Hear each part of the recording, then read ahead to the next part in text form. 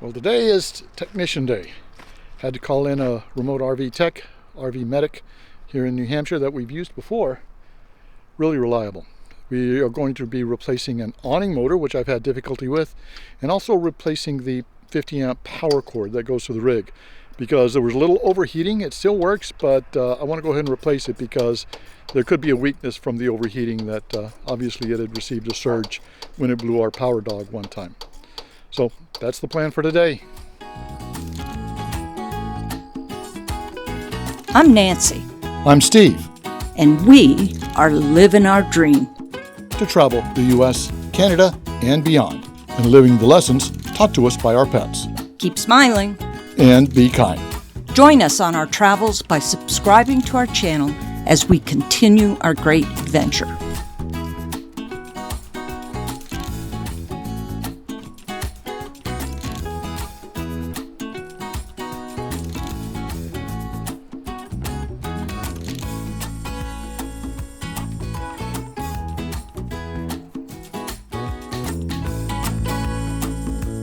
There's the new motor. And here's the cord we're going to replace. If you can see, that bottom prong obviously had a little too much heat. I was plugged into an extension cord, plugged into a 30 amp, and somehow it surged all down that one wire when we unplugged. Now what happened was, the power watchdog that we have did its job. The power watchdog blew, and this is a replacement that they replaced for us. Really do like the power watchdogs. They do come through for us.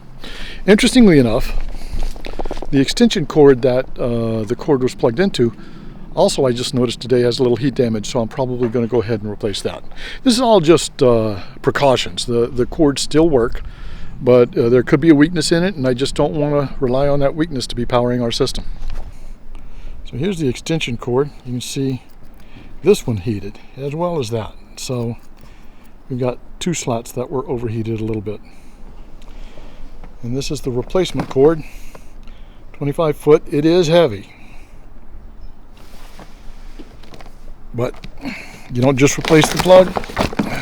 The technician recommended replacing the entire cord, and that makes sense. So here's the old motor. And looks like it's been used quite a bit. Sort of like an old starter motor. Just sometimes the motor will go out. You bang on it, it keeps going, and then it's intermittent. This one, when it died, it died. And here's the new motor.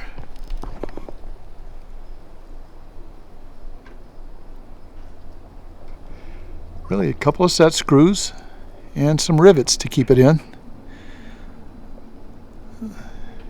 Something I just really didn't need to tackle, and I would have had to have purchased some type of power rivet gun. It's just easier to have the RV tech come in who knows what he's doing. Do it right the first time. Electrical cord is replaced. Interestingly enough, the new cord is 25 foot, the old cord is 30 foot. So we lost about 5 foot on the cord, but much safer, making sure that we've got a cord that's not damaged in any way. It is a tight fit. These cords are heavy, the wires are thick. I'm glad the technician was here to handle all of that. So installed it, got it back up and running. Now I've got to replace the extension cord. So basically the damage happened, and it blew the power watchdog surge protector, blew the extension cord, blew the adapter for the 30 amp, the heat must have gone down that wire. And the extension cord also had a little bit of melting in it. So replacing all those parts, make sure that we have good solid electrical connection to our 50 amp pedestal. And this is the wire that came out. These are stranded wires, but boy, they've been crimped. And as you can see, the length of the cord, the older cord runs about 5 foot further than the newer cord. Leaves have fallen on these trees, and on that tree, and they're just starting to fall on this one. They don't all fall at the same time. The fall foliage comes and goes pretty quickly in October, and soon we had bare trees and freezing temps.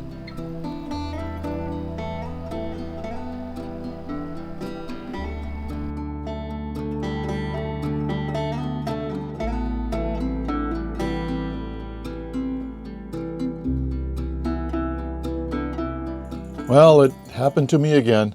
I thought the temperature was going to stay around freezing or above freezing, but one night it actually went into the upper 20s.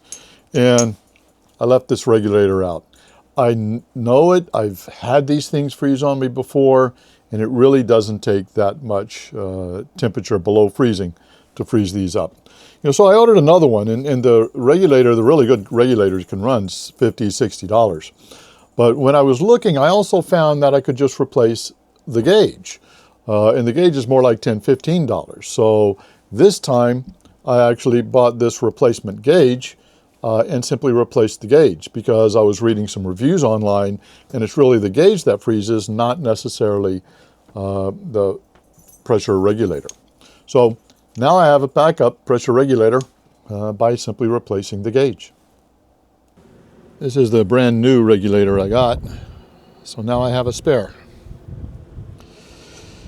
We normally put one water filter out here, and then there's the built-in water filter that come with the Tiffins. But the water pressure was so low, we've opted to try to remove that first filter. So it should be good. We still use the Berkey for all of our drinking water anyway, so really that filter is really for the sediment and trying to get the large particles out of it before it goes into our tanks. So it's early November. We were planning on leaving here November 10th, but we've had to stay because we're waiting for some mail to come our way, registered mail that we have to be here to sign for. So we've stayed an extra week. We'll be leaving around the 16th, headed towards Assateague Island, and then after that, Williamsburg area for a short while to visit family, and then through Red Bay onto Texas. But it's gotten below freezing a few nights. We do have an external propane tank that we've hooked up for those really cold nights when we have to use propane heat. I don't want to use up all the propane in the onboard because it's not easy to get it refilled here. So we'll probably top off our propane tanks, our onboard propane tank, as we head out. There's a tractor supply within a mile of here. So we'll stop by there, fill up our propane, and be ready for the trip down south this winter. But right now, we've got about 10 more days here in New Hampshire. Now, this was a campsite that we finally broke down and got Starlink. It was not a lot of great cell phone service here, so our PepWave with the built-in cell connection was not getting great connections. So we did get the Starlink, but we've put it on the roaming plan so we can disable it on those months that we don't use it. So we've used it here for a month. We're going to disable it when we get on the road and enable it when we need to. So we'll see how that works out over time. So for a mount, I didn't like it sitting on the ground. I bought a little light stand, the PVC pipe, and the pipe mount from Starlink, which the original pipe mount was not too good. They must have updated their pipe mount because it's a little deeper than their original. And that's been working out pretty well. I actually have a pool noodle in that PVC pipe to keep it from turning around in the wind. So our bikes kept falling down in the wind. They'd fall over. And we wanted to get a little bike stand. So we got two independent bike stands, very small, very portable, easy to tip around, but I wanted a little bit extra strength in the wind, so I got again, part of that PVC pipe to connect the two. And we had some real strong winds and nothing fell over. So I think I like that solution. Well, it's October 20th. We're still in New Hampshire. People around the campsite are getting ready for winter because a lot of the people here are long stays. So they've got contracts like traveling nurses, contract workers, and they've signed contracts to work over the winter at nearby cities like Portsmouth and Concord. So they're getting their rigs all ready for winter, because this is one of the few campsites that will allow people to stay through the winter. They've got their water below ground, so you got to hook up the hose below ground to keep that from freezing, and that's one of the big things. So people get heated hoses and insulate underneath, everything they can do to keep from freezing in the winter. But we're going to be heading out mid-November, early November, probably. So we're not going to quite have to insulate as much, but we have to watch freezing temperatures. It's already gotten below freezing temperatures a few times. But what that means is we really are not running AC. We run the heat at night, keep the temperatures around 60, 62. And then during the daytime, the sun comes in the windows and it heats up. It's already 83 in here. So we've got the windows open, the doors open, the ceiling fans playing, trying to keep it cool, especially when we're cooking. So today I've decided to cook. It's fall. I start to pull out my soups, and this is the homemade beef marrow soup that I learned from my mom. But you have to have homemade noodles with it, or else it's just not the same.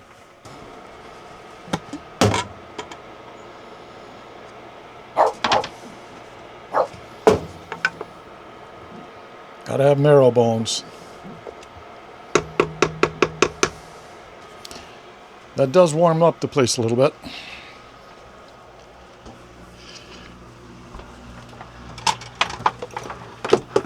Nancy's doing some laundry.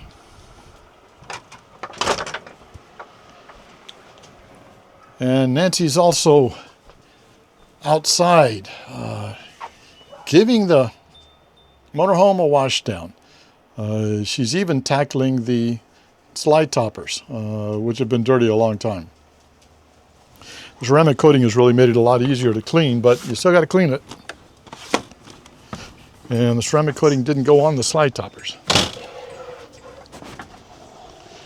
Well, we've got some sun tea brewing outside, so it gets warm out here in the sun. What? I'm talking to the camera. Oh, got your little bucket.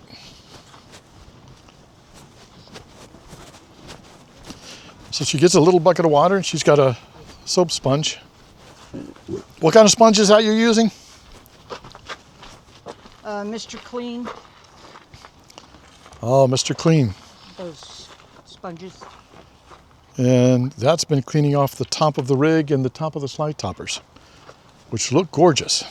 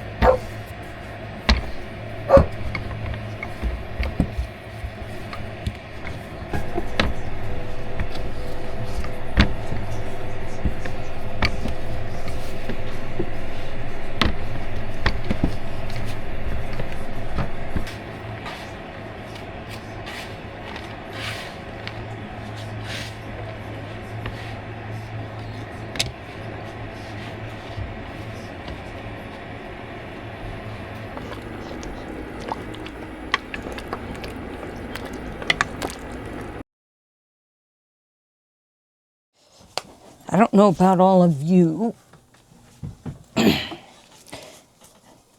but it seems, at least in my lifetime, I've had more printers than I could count. You just do. They're not reliable, and we've thrown out more printers than I'd like to admit to because of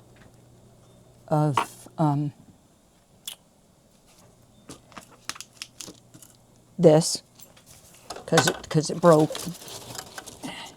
I've done this once now. Taken this apart.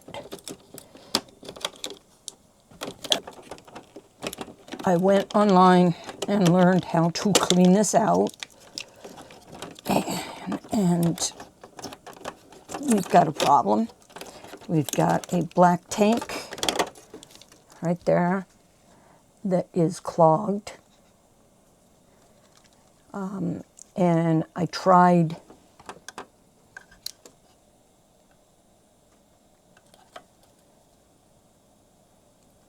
I wonder if it's clogged there as well. Okay, I gotta keep these things upright or else they're gonna leak all over the place. And I don't want that to happen.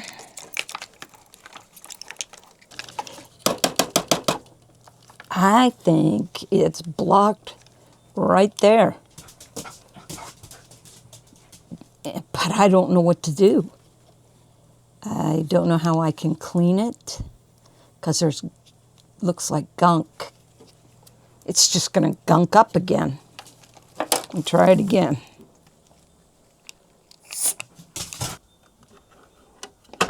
What do you think, Mars? Wasn't that clean before? Should we give it a try or should we try and go further cleaning it?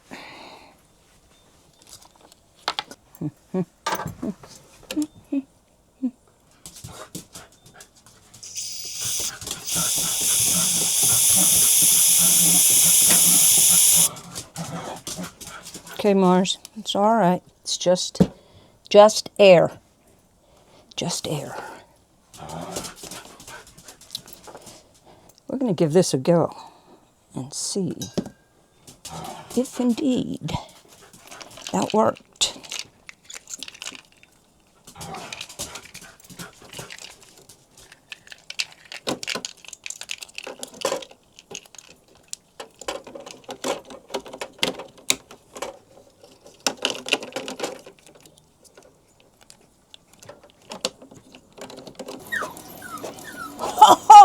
Oh, we got black. Our solution, as Steve says, is once a week we have to print a picture. We hung around long enough to see the northern lights a few times. But eventually we left New England in late November, heading south on our annual pilgrimage to warmer temperatures.